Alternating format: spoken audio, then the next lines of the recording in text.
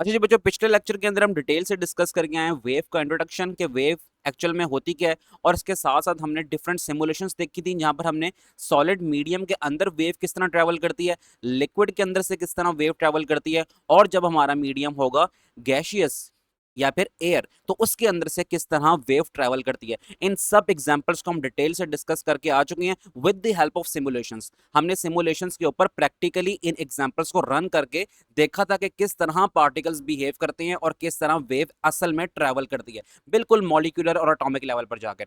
वो अगर अभी तक आपने वो लेक्चर नहीं लिया तो आप जाके वेव का इंट्रोडक्शन वाला लेक्चर ले लो और फिर इस लेक्चर में आना। तो आज का जो लेक्चर होगा उसमें हम डिस्कस करेंगे टाइप्स ऑफ वेव्स। वेव्स की जो टाइप्स हैं, तो दो बेसिक टाइप्स हैं वेव की, या फिर आप ये कह सकते हैं टू मेन टाइप्स हैं वेव्स की। नंबर वन हमारे पास है मैकेनिकल वेव्स। अब मैकेनिकल वेव्स भी फर्दर आगे टू टाइप्स के अंदर कैटेगराइज हुई हुई हैं और उसका इंट्रोडक्शन भी हम करके आ चुके हैं पिछले लेक्चर के अंदर।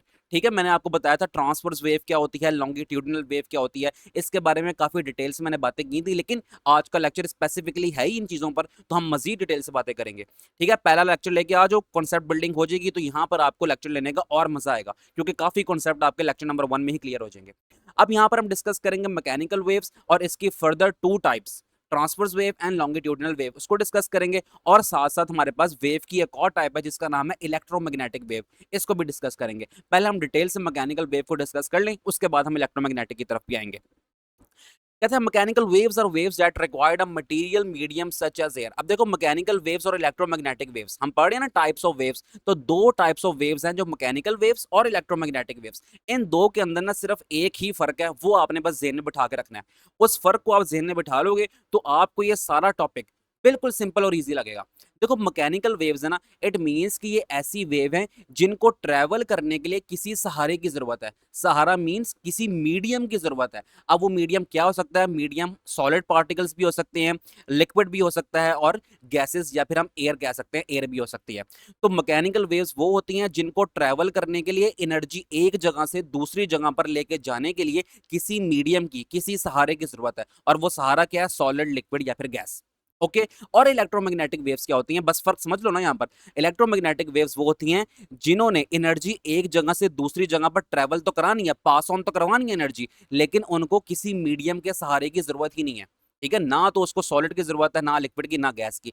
अगर आपको इलेक्ट्रोमैग्नेटिक वेव्स का पता है पहले से, और किस तरह पता होगा, क्योंकि इससे पिछले लेक्चर के अंदर हीट ट्रांसफर थ्रू रेडिएशन और ग्रीन हाउस इफेक्ट, उसके अंदर मैं इलेक्ट्रोमैग्नेटिक वेव्स के बारे में बहुत ही डिटेल से डिस्कशन करके आया हूं। अगर आपने मेरे वो लेक्चर्स लिए हैं ना, तो यहां पर तो आपको पता लग ही गया होगा कि इलेक्ट्रोमैग्नेटिक वेव्स क्या होती हैं। ठीक है, ऐसी वेव्स हैं जिनको एनर्जी ट्रांसफर करने के लिए, यानी कि एक जगह से दूसरी जगह पर एनर्जी को ट्रांसफर करने के लिए किसी सहारे की जरूरत नहीं है, वो हमारे पास इलेक्ट्रोमैग्नेटिक वेव्स हैं। ठीक है, अभी हम पढ़ेंगे ना मजीद डिटेल से, तो आपको मैं मजीद ऐसी ऐसी मजे की बातें बताऊंगा कि आप जो है ना इंजॉय करेंगे लेक्चर को। अब हम चलते हैं मैकेनिकल वेव की तरफ दोबारा। तो अभी तक आपको बात याद हो चुकी है कि मैकेनिकल वेव्स वो होती हैं जिनको किसी सहारे की, किसी मीडियम की जरूरत होती है ट्रेवल करने के लिए, यानी कि एक जगह से दूसरी जगह पर एनर्जी ट्रांसफर करने के लिए किसी सहारे की जरूरत होती है। अब वो सहारा क्या है? सॉलिड है, लिक्विड है, और गैस है। कहता है these waves can not pass through the vacuum. अब ये जो वेव्स है ना, ये वैक्यूम में से पास नहीं कर सकती। अब वैक्यूम का लफ्ज तो आप अच्छी तरह से ज़हन में बिठा के आ चुके होंगे कि वैक्यूम ऐसी जगह होती है जो कि खाली हो, जहां पर कुछ भी ना हो। कुछ भी से मुराद है कोई मैटर ना हो। अब मैटर क्या होता है? Solid, liquid, gas. तो वैक्यूम एक ऐसी जगह है जहां पर कुछ भी ना हो, ना सॉलिड हो, ना लिक्विड हो, ना गैस हो। अब ये कहता है कि मैकेनिकल वेव्स ऐसी हैं जो कि वैक्यूम में से, खाली जगह में से पास ऑन ही नहीं कर सकती। क्यों नहीं कर सकती? Because they rely on the vibration of particles in the medium to transfer energy. अब हम डिफरेंट सिमुलेशंस के अंदर पहले लेक्चर के अंदर देख के आ चुके हैं। अगर हमारे पास ऐसी वेव हो जो कि सॉलिड में से पास कर रही हो, ऐसी वेव जो कि लिक्विड में से पास कर रही हो, ऐसी वेव्स जो कि हवा में या फिर गैसेस के अंदर से पास कर रही हो, तो आपको पता है कि ये जब पास करती हैं जब हमारे पास जो मीडियम है, सॉलिड, लिक्विड, गैस, इनके पार्टिकल्स वाइब्रेट करते हैं। ठीक है, हमने देखा था ना, पार्टिकल्स जो है ना वो अप डाउन भी वाइब्रेट करते हैं, अप डाउन वाइब्रेट करते हैं, और पार्टिकल बैक एंड फोर्थ, आगे पीछे को भी वाइब्रेट करते हैं। तो ये लॉन्गिट्यूडल और ट्रांसफर वेव्स के अंदर यही होता है। अभी हम पढ़ेंगे ना, मजीद बातें क्लियर होंगी। लेक्चर नंबर 1 में बता के आया हूँ इन बातों को। अच्छा, तक आपने बातें समझ लिया। मैकेनिकल वेव्स वो होती हैं जिनको किसी मीडियम की, किसी सहारे की जरूरत होती है ट्रैवल करने के लिए। इट मींस कि एक जगह से दूसरी जगह एनर्जी ट्रांसफर करने के लिए किसी सहारे की जरूरत होती है, और वो सहारा होता है सॉलिड, लिक्विड, गैस। अच्छा, अगली बात आपने ये समझी है कि जो मैकेनिकल वेव्स हैं वो वैक्यूम के अंदर से ट्रांसफर नहीं कर सकती। क्यों? क्योंकि मैकेनिकल वेव्स इसलिए वैक्यूम में से ट्रांसफर नहीं करती क्योंकि ये रिलाय करती हैं वाइब्रेशन ऑफ पार्टिकल्स पे। जब तक पार्टिकल्स, चाहे वो सॉलिड के हों, चाहे वो लिक्विड के हों, चाहे वो गैस के हों, जब तक वो पार्टिकल्स वाइब्रेट नहीं करेंगे, और मैंने बता दिया आपको पार्टिकल अप डाउन वाइब्रेट करते हैं और पार्टिकल्स आगे पीछे बैक एंड फोर्थ वाइब्रेट करते हैं, जब तक पार्टिकल्स वाइब्रेट ही नहीं करेंगे मीडियम के, तो उस वक्त तक मैकेनिकल वेव भी आगे की तरफ ट्रेवल नहीं करेगी। तो यहां तक आपको बातें क्लियर हो गया। कहता है the particles of the medium vibrate. अब मीडियम के जो पार्टिकल्स हैं, मीडियम याद रख लो, सॉलिड लिक्विड गैस, मीडियम के जो पार्टिकल्स हैं वो वाइब्रेट करते हैं and pass the energy along, और एनर्जी को पास करवाते हैं even though the particles themselves do not move with the wave. अब हमें यह बात तो क्लियर है क्योंकि हम लेक्चर नंबर 1 में डेफिनेशन बार बार क्लियर करके आ चुके हैं कि वेव ऐसी चीज है जो कि एनर्जी को एक जगह से दूसरी जगह पर ट्रांसफर कराती है। लेकिन याद रहे इस दौरान जो मीडियम के पार्टिकल्स हैं, सॉलिड लिक्विड गैस के जो एटम्स हैं, जो मॉलिक्यूल्स हैं, वो खुद जाके एनर्जी एक जगह से उठा के दूसरी जगह पर लेकर नहीं जाते। या ये नहीं होता कि वो वेव आगे की तरफ मूव कर रही है तो वो जो मीडियम के पार्टिकल्स हैं, सॉलिड लिक्विड गैस के जो पार्टिकल्स हैं, वो ऐसा नहीं होता कि वेव के साथ खुद उठ के आगे की तरफ मूव कर जाएं। ऐसा बिल्कुल नहीं होता। पार्टिकल्स अपनी ही जगह पर रहकर वाइब्रेट करते हैं, अप एंड डाउन, ठीक है, अप एंड डाउन, या फिर अपनी ही जगह पर रहकर बैक एंड फोर्थ, आगे पीछे वाइब्रेट करते हैं। इस तरह पार्टिकल्स वाइब्रेट करते हैं और वेव जो है ना वो आगे की तरफ मूव ऑन कर जाती है। ठीक हो गया बात। अब वेव ने आगे एनर्जी लेकर जाना है किसके सहारे? मीडियम के सहारे। और मीडियम के जो पार्टिकल्स है वो अप डाउन मूव करेंगे या फिर बैक एंड फोर्थ, आगे पीछे मूव करेंगे। लेकिन याद रहे कि जो पार्टिकल्स अपनी ही जगह पर रहकर आगे पीछे अप डाउन मूव कर रहे हैं, लेकिन खुद उठ के वेव के साथ साथ आगे की तरफ नहीं जा रहे। तो यही सारी बातें वेव की डेफिनेशन के अंदर भी हम क्लियर करके आ चुके हैं। A simple way to observe this is by moving one end of the rope up and down. अब जब आप ये लाइन पढ़ते हैं तो क्या आपको लेक्चर नंबर 1 की सबसे पहली सिमुलेशन याद आ रही है? जी हाँ, बिल्कुल याद आ रही होगी। वहां पर हमने यही तो एक्सपेरिमेंट किया था। हमने एक रोप ली थी, उसके एक एंड को किसी मोटर के साथ बांध दिया था और जो दूसरा एंड था उसको स्टेशनरी रॉड के साथ बांध दिया था। जब हमने डिस्टर्बेंस क्रिएट की मोटर वाले एंड से, तो क्या हुआ? रोप जो है ना वो चलना शुरू हुई और उसने वेव को ट्रेवल कराना शुरू कर दिया एक एंड से दूसरे एंड तक, या फिर मैं यूं कहूं कि उसने एनर्जी ट्रांसफर कराई एक एंड से दूसरे एंड की तरफ। Wave travel along the rope, wave आगे की तरफ रोप के साथ मूव की, but each part of the rope only moves vertically. अब लेकिन आपने ये बात याद रखनी है कि आपने उस सिमुलेशन में भी, मैं दोबारा दिखाता हूं यहां पर आपको, उस सिमुलेशन में भी आपने ये देखा था कि जब आपने वेव को ट्रेवल करवाया, लेकिन आपने ये नोट किया कि जो एटम्स वहां पर थे वो अपनी ही जगह पर रहकर अप डाउन उन्होंने मूव किया, लेकिन ऐसा नहीं हुआ कि वो एटम्स खुद से एनर्जी लेकर वेव के साथ आगे की तरफ मूव करिए। कहता है but each part of the rope, her part जो रोप का है, यानी कि हर एटम्स जो रोप के हैं, ओनली मूव्स वर्टिकली, उन्होंने सिर्फ मूव किया वर्टिकली। अब वर्टिकली का मतलब क्या? इस तरह, ठीक है, इस तरह वर्टिकली मूव किया। While the wave itself moves forward, लेकिन जो वेव है ना वो आगे की तरफ मूव कर गई। ठीक है, बिल्कुल as shown in the figure 12.6। अब हम 12.6 फिगर भी देख लेते हैं और इस फिगर को हम प्रैक्टिकली सिमुलेशन के ऊपर दोबारा देख लेते हैं, जो कि हमने लेक्चर नंबर 1 में भी देखी थी। अब यहां पर आप नोट करें, कहता है यहां पर एक एंड है, ये आपके हाथ है, ठीक है, आप इसको एनर्जी प्रोवाइड कर रहे हैं, इस रस्सी को, ये पूरी पूरी रस्सी है। अब ये आपके यहां पर दूसरा एंड है, फर्स्ट करें दूसरा एंड जो है ना आपने बांध दिया किसी स्टेशनरी रॉड के साथ। अच्छा, अब यहां पर इसको हिला रहे हैं तो आप देख रहे हैं कि जो आपकी रोप है ना उसके अंदर एक पैटर्न प्रोड्यूस हो रहा है। अब ये जो पैटर्न है, या फिर आप ये कि इसके अंदर जो डिस्टर्बेंस है, ये डिस्टर्बेंस ये जाहिर कर रही है कि आपकी एक वेव जनरेट हुई है जो कि एनर्जी को आपके हाथ वाले एंड से दूसरे एंड पर, जहां पर स्टेशनरी रॉड लगा हुआ है, वहां तक एनर्जी को ट्रांसफर कर रही है। लेकिन इसके अंदर जो छोटे छोटे एटम्स है ना वो सिर्फ अप डाउन, ठीक है, अप डाउन इस तरह करके मूव कर रहे हैं, अपनी ही जगह पर रहकर अप डाउन मूव करें, यानी कि अपनी ही जगह पर रहकर वाइब्रेट कर रहे हैं अप एंड डाउन। लेकिन ऐसा नहीं हो रहा कि पार्टिकल्स खुद वेव के सहारे, यानी कि वेव के साथ साथ आगे की तरफ मूव करें, ऐसा नहीं हो रहा। तो ये हमें दिखा रहा है एक एग्जांपल, और ये सेम एग्जांपल किसकी है? ये एग्जांपल है ट्रांसवर्स वेव की। तो आप नोट करें कि आपकी जो वेव है वो किस तरफ ट्रेवल कर रही है। एक सेकंड हम इसको जरा रेस कर लें, फिर हम प्रॉपर देखते हैं। आपकी जो वेव है ना वो ट्रेवल कर रही है, अगर आप गौर से देखें इस ग्रीन वाले एरो को, आपकी वेव है आगे की तरफ ट्रेवल कर रही है, ऐसा ही है ना। और पार्टिकल्स आपके अप डाउन मूव करें, इस तरह देख लें आप, ठीक है, अप डाउन मूव करें। जब आपकी वेव आगे को ट्रेवल कर रही है और पार्टिकल्स आपके अप डाउन मूव कर रहे हैं, तो क्या ये यहां पर आप ये नहीं कह सकते हमारा जो एंगल है वो बन गया 90 डिग्री का? जब हमारा एंगल 90 डिग्री का बनता है तो हम कहते हैं कि ये दोनों चीजें आपस में परपेंडिकुलर है। ये आप छोटी क्लासों से पढ़ के आ चुके हैं कि परपेंडिकुलर क्या होता है, पैरेलल क्या होता है। जब हम इस तरह बात करते हैं कि एक लाइन ये और दूसरी लाइन ये, ठीक है, तो इनके दरमियान में जो एंगल है वो बन गया 90 डिग्री का। जब एंगल बन गया 90 डिग्री का, इट मींस कि ये दोनों आपस में परपेंडिकुलर है, ठीक है। तो अच्छा, अगर दो लाइनें मैं आमने सामने बनाता हूं, फिर ये आपस में क्या है? आप कहेंगे सर ये पैरेलल है। हाँ जी। अब यहाँ पर आप देखें फिगर 12.6 के अंदर आपकी जो डायरेक्शन ऑफ वेव है वो आगे की तरफ है, ठीक है, और जो पार्टिकल्स हैं वो अप डाउन मूव कर रहे हैं ऐसे। तो क्या ये आपस में परपेंडिकुलर नहीं हुए? जी हाँ, बिल्कुल। तो हम ये कह सकते हैं कि जब पार्टिकल्स हमारे अप डाउन मूव करें, ठीक है, पार्टिकल्स की डायरेक्शन और जो वेव की डायरेक्शन है, ठीक है, पार्टिकल्स की मूवमेंट आप इस तरह बोल लो, पार्टिकल्स की मूवमेंट और वेव की डायरेक्शन आपस में जब परपेंडिकुलर होते हैं तो इस केस में हमारे पास ट्रांसवर्स वेव होती है। तो ये फिगर हमें ट्रांसवर्स वेव भी शो करा रही है। अब हम देखते हैं सिमुलेशंस के ऊपर। यहाँ पर आप देखें ये वही सिमुलेशन है जिसका बुक ने जिक्र किया है। बुक ने यही कहा कि आपने क्या किया है, एक रोप को बांधा हुआ है और एक तरफ आपने जो है ना डिस्टर्बेंस क्रिएट करने के लिए आप अपना हाथ ले लें या फिर आप कोई मोटर ले लें, ठीक है, जिससे यहाँ पर हमने एक मोटर टाइप की चीज ली हुई है और यहाँ पर आप देखें इस एंड पर एक रॉड लगा हुआ है। अब यहाँ पर आप अगर हम इसके अंदर डिस्टर्बेंस जनरेट करेंगे तो यहाँ से जो एनर्जी है ना इस एंड से वो ट्रेवल होना शुरू होगी और इस एंड पर जाएगी। अब हम देखते हैं यहाँ पर आप देखें कि एनर्जी ना एक एंड से दूसरे एंड पर ट्रेवल कर रही है और यहाँ पर जो डिस्टर्बेंस क्रिएट हो रही है वो डिस्टर्बेंस हमारे पास जो है ना वो हमारे पास वेव है, यानी कि वेव जो है ना एनर्जी को एक एंड से इस वाले मोटर वाले एंड से जहां से एनर्जी प्रोवाइड कर रहे हैं हम इस एंड से दूसरे एंड पर एनर्जी को ट्रांसफर कर रही है। लेकिन एक बात आप यहाँ पर मजीद नोट करें कि ये जो हमारे एटम्स है ना वो अपनी जगह पर ही फिक्स हैं, ठीक है, ऐसा नहीं हो रहा कि हमारे एटम्स खुद से एनर्जी लेकर वेव के साथ आगे की तरफ मूव करें। अब वेव मूव कर रही है ना हमारी लेफ्ट से राइट साइड पर, ठीक है, आगे की तरफ वेव मूव कर रही है और पार्टिकल्स किस तरह मूव कर रहे हैं, पार्टिकल्स अपनी ही जगह पर रह के अप डाउन वाइब्रेट कर रहे हैं। तो जब वेव हमारी आगे की तरफ मूव करे और पार्टिकल्स अप डाउन मूव करें तो ये दोनों आपस में डायरेक्शन ऑफ वेव और मूवमेंट ऑफ पार्टिकल्स ये दोनों आपस में बना रहे हैं 90 डिग्री का एंगल, तो जिसको हम बोलते हैं ये हमारे पास ट्रांसवर्स वेव है। तो अब हम ट्रांसवर्स वेव मजीद पढ़ लेते हैं, कॉन्सेप्ट तो आपको समझ आ ही गया। कहते हैं एग्जांपल्स ऑफ मैकेनिकल वेव्स की जो एग्जांपल्स हैं include sound waves. Sound waves ही पिछले लेक्चर में हम सिमुलेशन पे देख के आए थे, अभी हम दोबारा देख लेते हैं।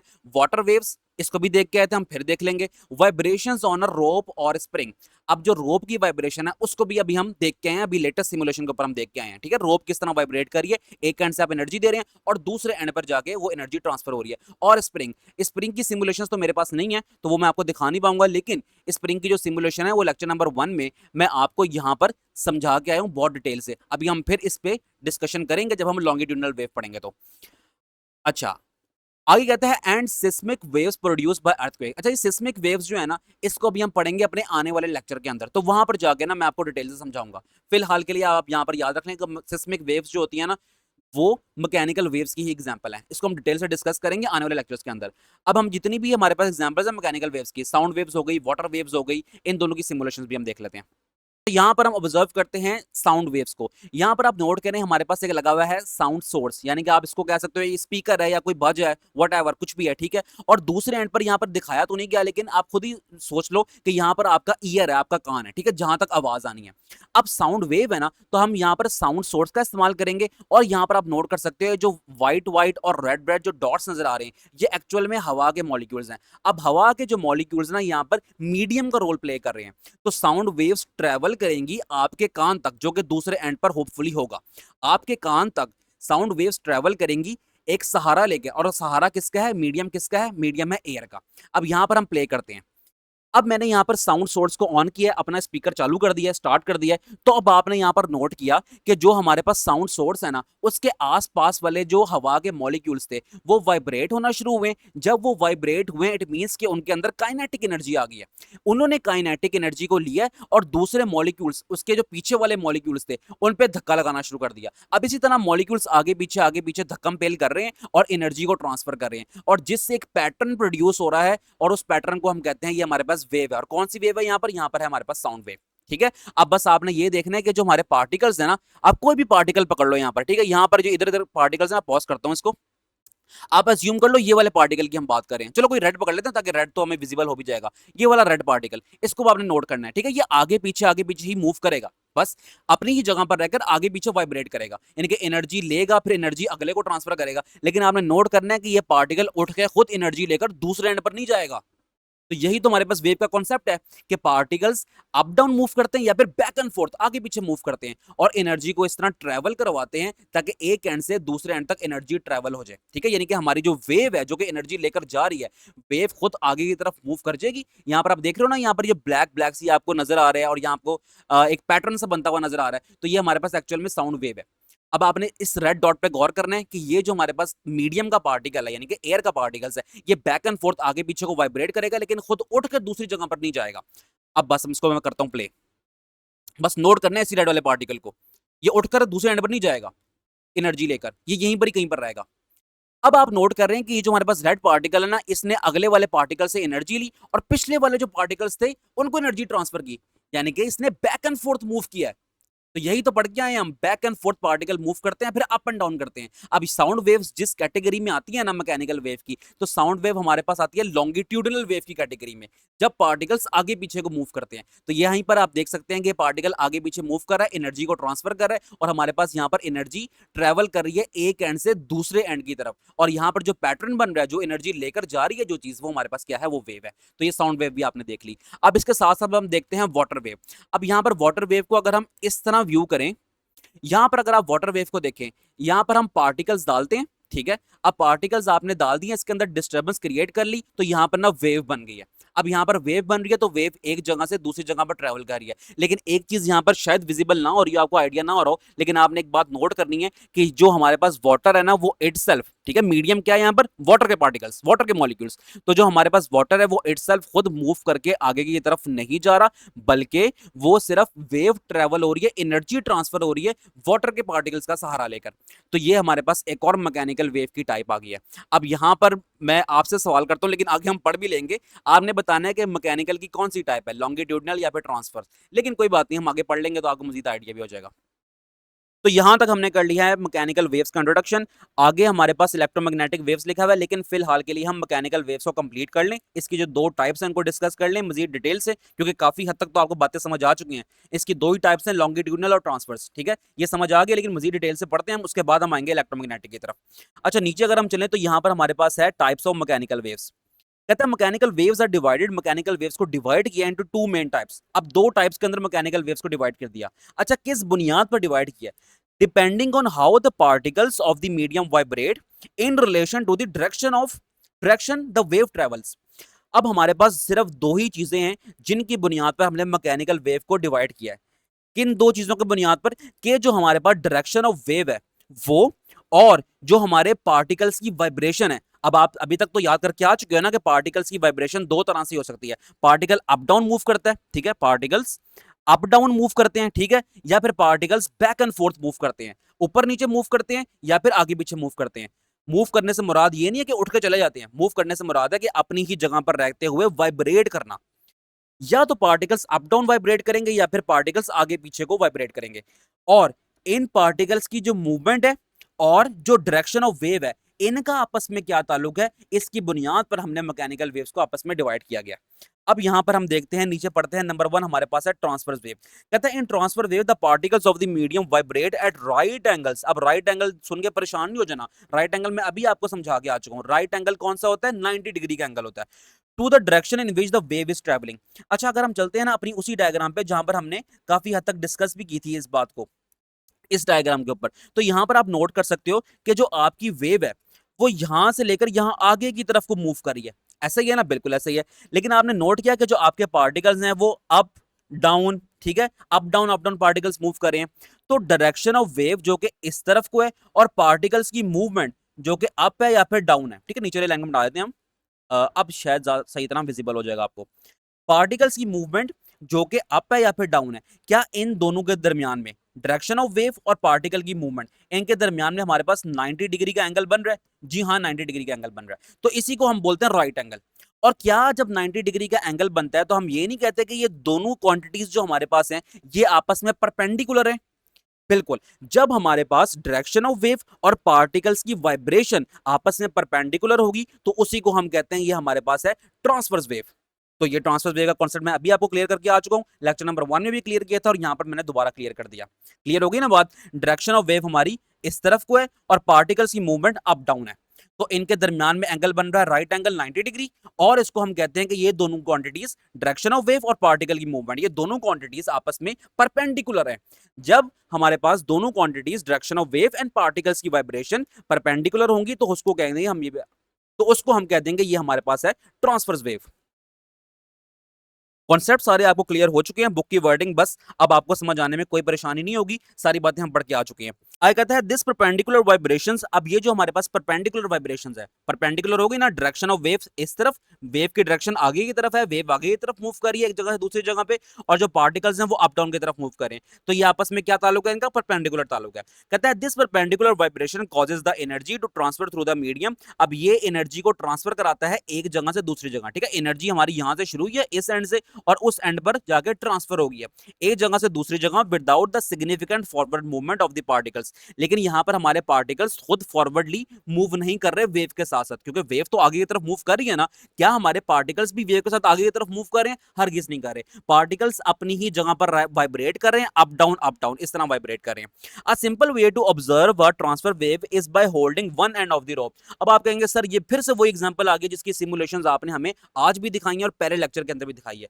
कौन सी सिमुलेशन, सबसे पहले वाली सिमुलेशन जहां पर हमने रोप ली थी और रोप के अंदर हमने डिस्टर्बेंस क्रिएट की थी जिसके अंदर अप डाउन पार्टिकल्स वाइब्रेट कर रहे थे और हमारी जो वेव है वो आगे की तरफ मूव कर रही थी। तो बस ये वही सिमुलेशन की बात कर रहा, कहता है simple way to observe a transfer wave is by holding one end of the rope, एक एंड रोप का अपने हाथ में पकड़ो, मैंने वहां पर सिमुलेशन के अंदर मोटर का इस्तेमाल कर लिया था, and moving it up and down, और उसको आप अप डाउन मूव कराओ while the wave travel horizontally, अब वेव हॉरिजॉन्टली यानी कि इस डायरेक्शन में आगे की तरफ को मूव करेगी अलोंग द रोप, जहां पर हमारी जिस तरफ रोप जा रही है ना उस तरफ हमारी वेव भी मूव करेगी। The rope segments move vertically, अब जो रोप के सेगमेंट्स हैं वो वर्टिकली मूव करें, ठीक है, रोप के सेगमेंट इस तरह अप डाउन मूव करें।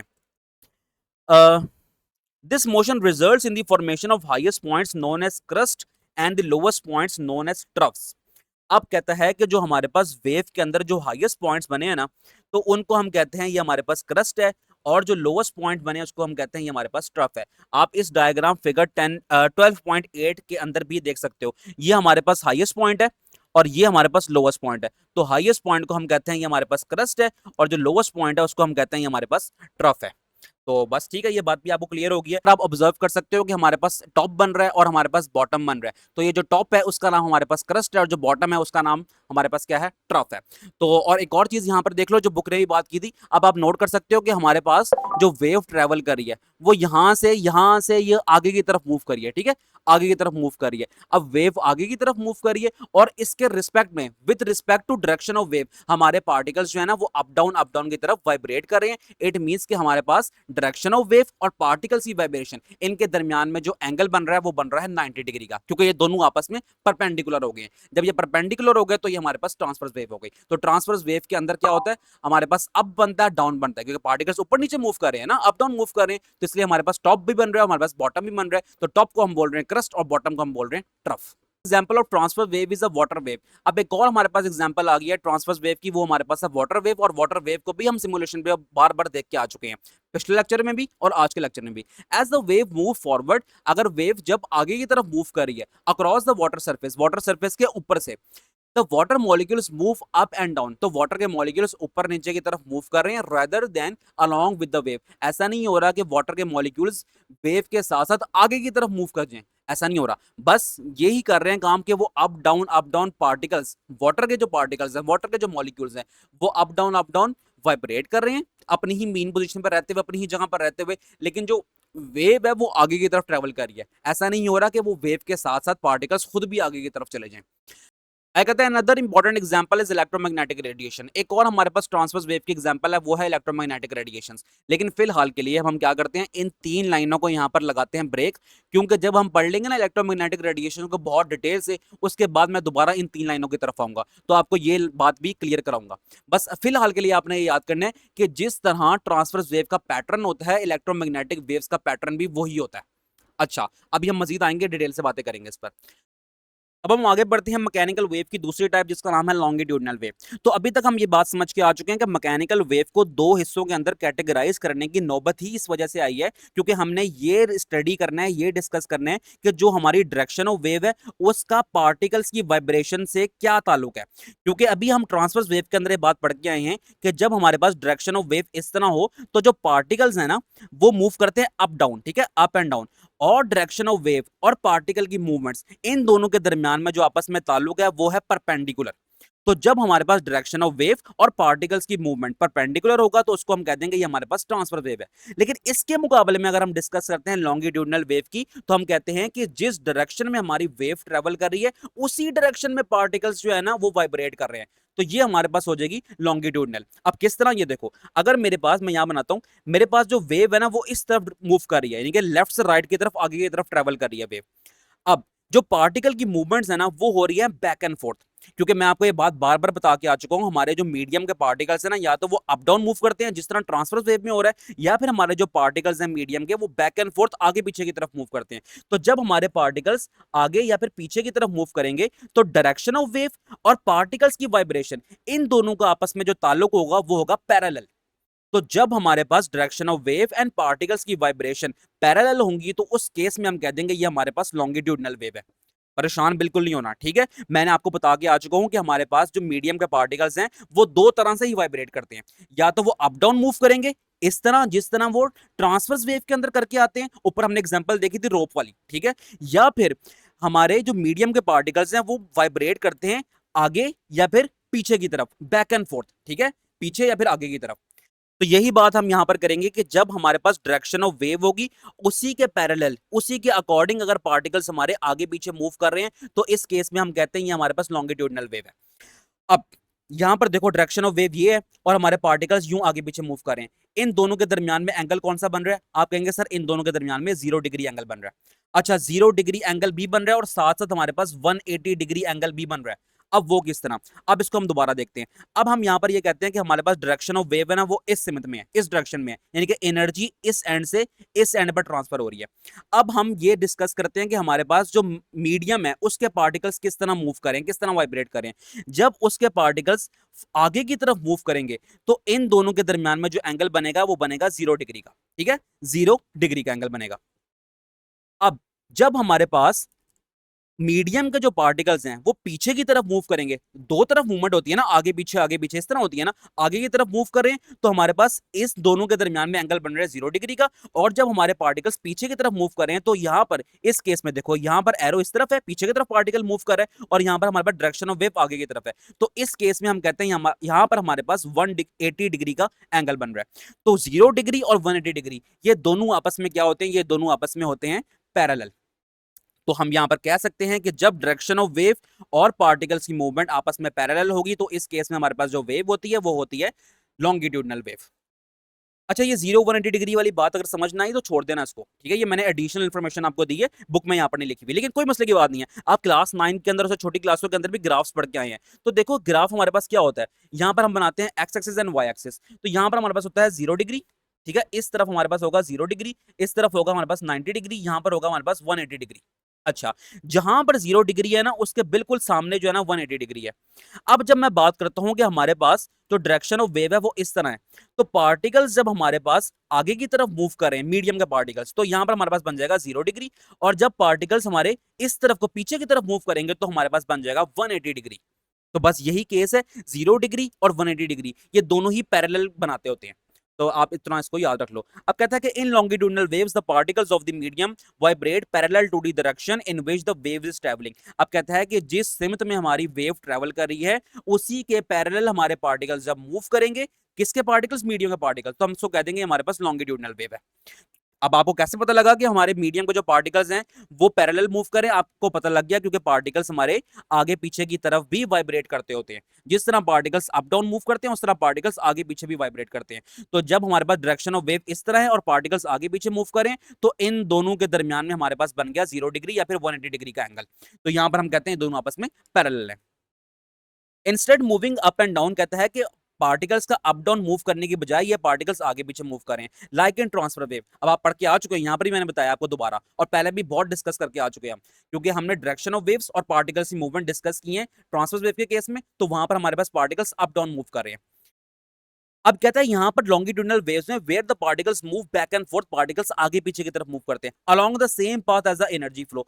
किस किस पाथ में? उसी पाथ में जहां पर हमारी एनर्जी फ्लो हो रही है, या फिर आप ये कह सकते हैं जहां पर हमारी वेव ट्रैवल कर रही है। तो जिस सिमत में हमारी वेव ट्रैवल कर रही है उसी सिमत में पार्टिकल्स आगे पीछे की तरफ मूव कर रहे हैं, तो इन दोनों का रिलेशन आपस में क्या हो गया? पैरेलल हो गया। कहता है this create region where particles are close together. अब लेक्चर नंबर 1 में भी हम ये बात डिस्कस करके आए, आज फिर ये बात आ गई। कहता है हमारे पास दो तरह के रीजन बनते हैं। अगर आपको अभी ट्रांसफर वेव वाली बात याद हो तो हम यहाँ पर पढ़ के आए हैं ना कि हमारे पास जब पार्टिकल्स अप डाउन मूव करते हैं तो हमारे पास एक टॉप बनता है और एक बॉटम बनता है। तो टॉप को हम कहते हैं क्रस्ट और बॉटम को हम कहते हैं ट्रफ। तो सेम इसी तरह वो यहाँ पर ये बात कर रहा है, कहता है कि जब हमारे पास पार्टिकल्स ऐसे हों कि वो बैक एंड फोर्थ मूव कर रहे हो तो इनके दरमियान में भी हमारे पास दो तरह के रीजन बनते हैं। एक रीजन बनता है कंप्रेशन का जो यहां पर शो हो रहा है, और एक रीजन बनता है हमारे पास रेयरफेक्शन का। जब पार्टिकल्स आपस में झुमघट्टा बना के, मीडियम के पार्टिकल्स झुमघट्टा बना के इकट्ठे हो जाएंगे, उसको हम कह देंगे ये हमारे पास कंप्रेशन है। और जब मीडियम के पार्टिकल्स एक दूसरे से दूर दूर हो जाएंगे, इसको हम कह देंगे ये हमारे पास है रेयरफेक्शन। अगर आपको बताऊं कि आप अभी अभी कहां पर देख के आएंगे तो आप कहेंगे सर हम लॉन्गिट्यूडिनल वेव की जो प्रैक्टिकल एग्जांपल है वो है साउंड वेव्स, और इसको भी हम सिमुलेशंस के अंदर देख के आए हैं। और स्टार्टिंग में आपने समझाया भी था हमें, क्या आपने नोट किया था ना कि जब पार्टिकल्स आपस में झुमघट्टा बना रहे हैं तो वेव के अंदर पार्टिकल जब इकट्ठे हो रहे हैं तो उसको हम कहते हैं कंप्रेशन, और जब पार्टिकल दूसरे से दूर दूर हो रहे हैं इसको हम कहते हैं रेयरफेक्शन। अब हम दोबारा सिमुलेशंस पे ऑब्जर्व करते हैं साउंड वेव को, और फिर हम कह देंगे कि भाई साउंड वेव हमारे पास एग्जांपल है किसकी, लॉन्गिट्यूडिनल वेव की।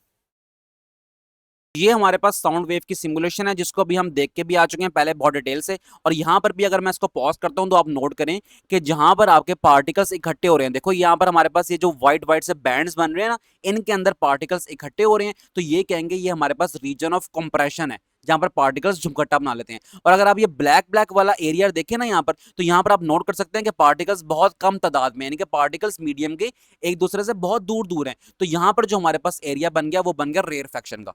तो बस हमारे पास सबसे बेस्ट एग्जांपल जो होती है ना लॉन्गिट्यूडिनल वेव की, वो होती है साउंड वेव। तो साउंड वेव की सिमुलेशन पे आपने प्रैक्टिकली ऑब्जर्व भी कर लिया, तो यही सब कुछ रियल लाइफ में होता है। तो यहाँ हमारे पास साउंड वेव जो होती है वो होती है लॉन्गिट्यूडिनल वेव, क्योंकि इसके अंदर बनता है कंप्रेशन और रेयरफेक्शन। मजीद अगर आप फिगर 12.9 को देखें ना, इसको मैं साइडों को रेज कर देता हूं, तो यहां पर अगर आप नोट करें, यहां पर उन्होंने बताया हुआ है longitudinal sound wave showing compression and rarefaction. अब ये डायग्राम तो अब इतनी विजिबल नहीं हो रही, हमें नहीं पता लग रहा कि पार्टिकल्स किस तरह बिहेव कर रहे हैं, लेकिन आप ये सेम चीज ऑब्जर्व करके आए हैं कहां पर, सिमुलेशन के ऊपर। यहां पर आप देखो कि ये जो हमारे पास एरिया है ना, ये बन गया एरिया ऑफ कंप्रेशन, क्योंकि यहाँ पर मीडियम के पार्टिकल्स यानी कि हवा के पार्टिकल्स ने जुमकट्टा बना लिया, इकट्ठे हो गए हैं यहाँ पर। और यहाँ पर आप देखें ये पार्टिकल्स दूर दूर हैं, तो उसको हम कहते हैं ये हमारे पास रीजन ऑफ रेयरफेक्शन है। एक बात तो ये होगी क्लियर। और दूसरी बात ये है कि यहां पर आप नोट करें, नीचे लिखा हुआ है direction of propagation of a wave, ठीक है, यहां पर करके लिखा हुआ है direction of propagation of wave, यानी कि हमारे पास वेव किस तरफ को मूव कर रही है, वेव एनर्जी लेकर कहां को जा रही है, वो जा रही है आगे की तरफ, ठीक है, आगे की तरफ जा रही है, इस तरफ को जा रही है, ठीक है। और इसके मुकाबले में डायरेक्शन ऑफ डिस्टर्बेंस लिखा हुआ है इन आ मीडियम। अब यहां पर आप ये नोट करें कि हमारे पास जो एक पूरा मीडियम है इसके अंदर डिस्टर्बेंस किस तरह हो रही है। डिस्टर्बेंस का मतलब है कि पार्टिकल्स किस तरह बिहेव कर रहे हैं। तो आपको पता लग के चुका है ये बात का कि पार्टिकल्स हमारे बैक एंड फोर्थ आगे पीछे को मूव कर रहे हैं, ठीक है। पार्टिकल्स हमारे ने सिर्फ देखो सिंगल एरो बनाया हुआ है, ये आगे का शो करा है, लेकिन पार्टिकल्स आपको पता है पीछे की तरफ भी मूव करते हैं। अभी हम साउंड वेव वाली सिमुलेशन के अंदर देख के भी आए हैं।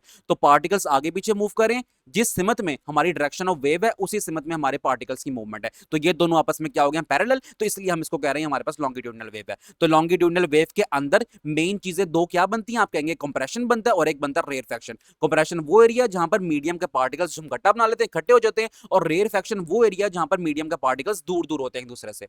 तो यहां तक हमने काफी अच्छी एग्जांपल्स भी ऑब्जर्व कर ली हैं। और ना मैं आपको बार बार ये बात बता के आ चुका हूं कि जो लॉन्गिट्यूडिनल वेव है इसकी सबसे इंपॉर्टेंट एंड कॉमन एग्जांपल जो है ना वो साउंड वेव की है। और इसके अंदर कंप्रेशन का एरिया किस तरह बनता है, एरिया ऑफ रेयरफेक्शन किस तरह बनता है, ये सारी बातें मैं आपको डिस्कस करके आ चुका हूं। तो यहां पर बुक ने भी इसी बात को मजीद डिस्कस किया, लेकिन बहुत अच्छी एग्जांपल के साथ। कहता है common and important example of longitudinal wave is sound wave when a sound is produced such as when someone claps his hand। देखो कहता है कि जब साउंड प्रोड्यूस होती है जब एक बंदा ताली बजाता है, ठीक है, दोनों हाथों को जोड़कर ताली बजाता है, the air molecules near the hands are first push together. अब देखो यहाँ पर लॉन्गिट्यूडिनल वेव किस तरह बन रही है उसको हम डिस्कस करते हैं। देखो जब आप दोनों हाथों को करीब लेके आए हो ना ताली बजाने के लिए, तो जो आपके दोनों हाथों के दरमियान में एयर के मॉलिक्यूल्स हैं वो आपस में पुश्ड हो गए हैं, यानी कि आपस में कंप्रेस हो गए। तो क्या हमारे पास कंप्रेशन का एरिया बन गया? जी हां बन गया। अब दूसरी चीज बनानी है हमने रेयरफेक्शन, जहां पर पार्टिकल्स मीडियम के जो पार्टिकल्स है हवा के पार्टिकल्स को हमने दूर दूर करना है, ठीक है। अब रेयरफेक्शन बनाना है हमने। फॉर्मिंग अ कंप्रेशन, जब आपने हाथों को करीब करीब लेके आए हो तो कंप्रेशन बन गया। Immediately after they spread apart, देखो आपने दोनों हाथों को अपने करीब लेके आए, आप लेके आए तो आपके दोनों हाथों के दरमियान में जो मीडियम के मॉलिक्यूल्स हैं यानी कि हवा के जो मॉलिक्यूल्स हैं वो आपस में कंप्रेस हो गए, तो आपके पास यहां पर कंप्रेशन बन गया। अब जैसे ही वो हवा के मॉलिक्यूल्स बाहर की तरफ निकलेंगे, आपके हाथों के अंदर से बाहर निकलेंगे, इट मींस कि वो आपस में दूर दूर हो रहे हैं। जब वो हवा के मॉलिक्यूल्स दूर दूर होंगे तो यहां पर क्या बन जाएगा, रेयरफेक्शन। है ना, कितने मजे की example. Immediately after they spread apart, जैसे ही वो पार्टिकल्स, हवा के जो मॉलिक्यूल्स हैं वो दूर चले जाएंगे इनटू अ रेयरफेक्शन, तो यहां पर बन जाएगा rarefaction as the waves continues to move forward, और वेव हमारी आगे की तरफ मूव करेगी और कहां तक आएगी, हमारे कानों तक आएगी, थ्रू द एयर, हवा का सहारा लेते हुए। तो हवा के अंदर जो वेव बन रही है उसके अंदर कंप्रेशन किस तरह बना, जब आप हाथों को करीब लेके आए हो, और जैसे ही आपके हाथों के अंदर से मॉलिक्यूल्स निकले हैं हवा के, तो वो दूर दूर हो गए ना, मीडियम के पार्टिकल्स दूर दूर हो गए, तो वो क्या बना दिया उन्होंने, रेयरफेक्शन बना दिया। और इसी तरह वेव ने ट्रेवल किया, और वेव ट्रेवल करते करते हवा का सहारा लेकर, हवा क्या है मीडियम, तो मीडियम का सहारा लेकर आपके कानों तक पहुंच गई। This sequence of compression and rarefaction allow sound to travel. अब यहां पर जो कंप्रेशन और रेयरफेक्शन बन रहा है, ये साउंड को ट्रेवल करा रहा है टू आवर ईयर्स, हमारे कानों तक, without the air itself moving permanently. और ऐसा नहीं हो रहा कि जो एयर के पार्टिकल्स हैं वो खुद एनर्जी लेकर आपकी तरफ आ रहे हैं। From the source to the listener, source क्या है, आपकी ताली, आपके हाथ, और जो लिसनर क्या होगा, लिसनर इस केस में होगा हमारा कान, हमारा ईयर।